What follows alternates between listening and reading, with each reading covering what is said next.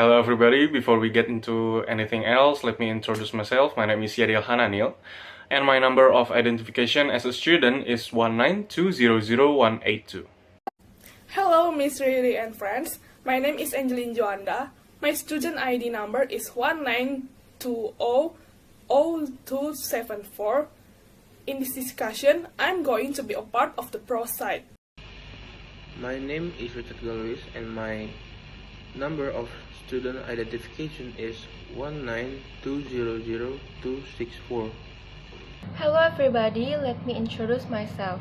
My name is Marcella Angelina and my number of identification is 192000211. Hello, my name is Nadine Kemika Putri and my name is 192000228. Hi Miss and friends, my name is Ricardo Madan Gusno and my student number is 192000206. Hey guys, I want to go on a vacation to Tanah Toraja in Sulawesi, but I don't want just a vacation to beautiful places like beaches or mountains. I want this vacation to be an experience that is not only beautiful, but full of culture from Tanah Toraja itself. Do you think you have any recommendations for cultural tourism attractions in Tanah Toraja? Hello, Yariel. If you're looking for cultural tourism attraction, there is an attraction that I know. I heard that it is very famous from Tanah Toraja. The name is Manene. Manene is included in cultural tourism in Tanah Toraja. This culture is like traditional ceremonies of the local people of Tanah Toraja. This ceremony is performed as a form of respect for the ancestors. I seem to have heard of the history of the Manene tradition before. People say this ritual began with an animal hunter who found a human body with a fairly severe condition. Then, the hunter put on a proper clothes and buried it in a safe place. Because of what he did, the hunter got abundant blessing as his agricultural crops were all fertile and his hunting always successful. I've also heard that this event is only held once every 3 years and it's usually only held in August or after the harvest. Wow, that's very interesting, but why is it only done once every 3 years?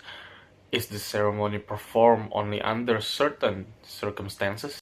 It occurs once every 3 years because it follows their harvest schedule. They believe that holding this manene is to protect the surrounding fields from the damage and also to repel rats and snake that comes. It just so happens that August will be around the corner. So if Yariel wants to come to see the ceremony, that will be great. This ceremony is celebrated in August because the Manene ceremony can only be held after the harvest season, which falls in August. This ceremony should not be done before the harvest season, because they believe if it is done before the harvest season, their fields will be damaged by the large number of rats and caterpillars that come suddenly. But I only know the history. Do you guys know how the process of carrying out this ceremony is? The process of this Manene tradition begins with visiting the burial place of the local community, namely at the Patane Cemetery in Lembang Paton, Sariale District, the capital of North Toraja. Before removing the corpse from the coffin, the elders of the village will read a prayer in ancient Toraja language. After that, the corpse is cleaned from head to toe using a brush or clean cloth. During this process, the men will form a circle and sing songs to come, the purpose of which is to strengthen the bereaved family. What is even more interesting is that during the Manene ceremony, before carrying out the ritual of cleaning the corpses that were about to be cleaned at the venue, it seemed as if they were moving and walking to the place themselves, even though the corpse was only carried by one of the residents. It seems like a scary place not suitable to be used as a tourist destination because it can bring mystical things to us, especially in Indonesia, which is quite strong with mystical things, and will definitely emit a bad smell. Because if the corpse is not buried, it will definitely give off unpleasant smell because the body is rotting. No, Nadine, the corpses there are not rotten at all. Interesting, right? Locals there believe that in the cave where the corpse is stored, there is a substance that can preserve the corpse. Why are the tradition so weird? Why not just bury it or cremate it as normal? If it is placed and shown to people, it can scare people, you know? I agree with Ricardo. From religious perspective, the dead should be buried and not changed and treated like a living person. The people there don't bury their dead because they believe in the concept of their sacred ancestor coming from heaven and earth. Therefore, the people there believe that burying corpse in the ground will damage the sanctity of the earth, which result in the fertility of the earth. This Manene tradition is very interesting. I will add it to my travel list when I go there. Apart from Manene, do you have any recommendations for other attractions? Yes, there is another tourist attraction that is no less interesting. It is called Silaga Tedong. Silaga Tedong is a buffalo fighting event that is not just a buffalo fight. However, this event is held to provide entertainment for grieving families. In addition, it is not only to comfort the bereaved family, but also to entertain the mourners who come. This buffalo fight is carried out in a wet and muddy field, usually in an area of paddy fields that are muddy. Then, the buffalo that is being pitted is also not just any buffalo, but they are the buffalo of choice with a certain type. The price is also fantastic. It can reach 85 million rupiahs. It would be really fun if you could see this event in person here. Wow, fighting animals like that means hurting animals, right? In fact, they will bang their horns against the horns of their opponents to knock each other down. That's right. Isn't there a law that regulates the abuse of animals that can result in the animal being disabled or even dying? Although Tedong Silaga is part of the Rambu Solo funeral ceremony to entertain grieving families. However, it is not good for display or even for mere entertainment. The constitution that regulates animal abuse is Law Number 18 of 2009 and Law Number 41 of 2014. Concerning animal husbandry and health stipulates that everyone is prohibited from mistreating and or abusing animal which cause the animal to become disabled and or unproductive. However, until now, there has been no case of the Silaga Tedong even abusing animal because they still care of the animal after they are found. Apart from that, there is also a Toraja-style buffalo slaughtering procession. This procession, by slicing the head with a machete, is carried out in one slash. Doesn't this already lead to animal abuse? I agree with you, Nadine. In my opinion, killing animals is a tantamount to animal abuse. Moreover, this cutting procession was shown to many people and became a tourist attraction. In my opinion, this buffalo slaughtering process is not included as animal abuse because, as Nadine mentioned before, that this process is done by slashing the buffalo's head with the machete which is done in one slash. Slaughtering the buffalo with this sharp instrument is not included in animal abuse as they will die immediately and do not need to feel the pain. On the other hand, if the buffalo is cut using nails or teeth which eventually only cause permanent disability or slowly dies, then it can be said as an animal abuse. I agree with Richard. If we use nails, let's say we strangle the animal, then that is just animal abuse. Buffalo slaughter is part of the culture of Tanah Toraja as well, which is part of the Rambu Solo traditional ceremony. In this traditional ceremony, it requires high costs due to the slaughter of buffalo, pigs, and the length of the ceremonial procession. This high cost also makes the ceremony very lively, because there are also pigs and buffalo that will be distributed to local residents. I still don't agree because, in addition to animal abuse, it also requires a high cost. Wouldn't the local people be in economic trouble if they continue to hold these high cost events? And they can justify any means to be able to hold this event. Right, Shouldn't it be better to save or reduce the cost so that the local people will not experience economic hardship? This ceremony requires a high cost of money but not to be wasted.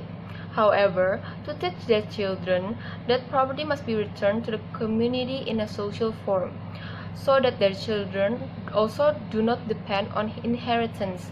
In my opinion, they want to get their children used to trying and not being lazy. Not only that, this ceremony is still carried out for preservation of local culture now that is now faded and lost due to globalization. If it's not preserved, then today's children are not accustomed to tradition and ceremonies like this. Over the time, future generation will not able to experience or even know what their native culture is like. I agree with Richard. This ceremony is also done because of the people of Toraja who still strongly believe in the culture and traditions handed down by their ancestors. Isn't this also a sign that they really love their culture? In addition, by introducing this culture to tourists, it means that more and more people will know about the culture of the Toraja people. Wouldn't you be proud if many people knew about our culture? Moreover, many foreign tourists also visited here and witnessed the event. Who knows, with so many foreign tourists visiting, it will help the economy of the Toraja people as well. If this ceremony is so important, why do they have to slaughter the buffalo? Given the high price of buffalo, is there no other choice? Of course, that doesn't need to involve animal abuse. Nadine is right. It's cruel to have to involve the slaughter of this buffalo. If this is a traditional ceremony, shouldn't it better to not sacrifice animal, especially too shown to many people, isn't it? Indeed, this buffalo slaughtering procession was watched by many people, but there is a meaning that is also related to the beliefs of the local population, namely, the slaughter of a buffalo named Tinggorotedong, because they believe that buffalo is meant for dead spirit to travel in their afterlife. Thank you for the really interesting recommendation regarding tourist attractions in Tanah Toraja. The first one, the Manene ceremony, in my opinion, is very unique and very spiritual. Because the way the Toraja people bury the dead is by cleaning the corpse and dressing it in nice clothes, and then being placed in a cave that is believed to contain substances that can preserve the corpse is really interesting. And what's even more interesting is that the preserved corpse seems to be able to walk by itself. Although it gives me goosebumps, and maybe some people think it's scary, maybe it can be one of the most unforgettable experiences, which is a shame if you just pass it up. And the ceremony is carried out so that the people around are successful in their harvest and the hunting results are more abundant. So good for them. And then there is Silaga Tedong, which is a buffalo fighting ceremony that is no less interesting and also very tense. Seeing the buffalo fighting with the cheers of the local residents can certainly stimulate adrenaline. Although there is a bit of controversy with the law of animal abuse, I believe that the injured animals will be treated again and will not be left disabled or even die. Considering the price of the buffalo itself, I heard it can reach 85 million rupiah. Whew. But on the other hand, the Silaga Tedong ceremony was held not just about the animal fights, but it was held as a form of consolation to grieving relatives and friends. After that, the tradition of slaughtering buffalo is carried out and the meat is distributed to the participants of the ceremony. According to Toraja people, although it is permissible to cry, someone's death is a joy in itself because the person returns to heaven and unites with their ancestors. I'm sure there are many more cultural tourism attractions in Tanah Toraja that may not have been discussed yet. By the way, thank you for the help, guys.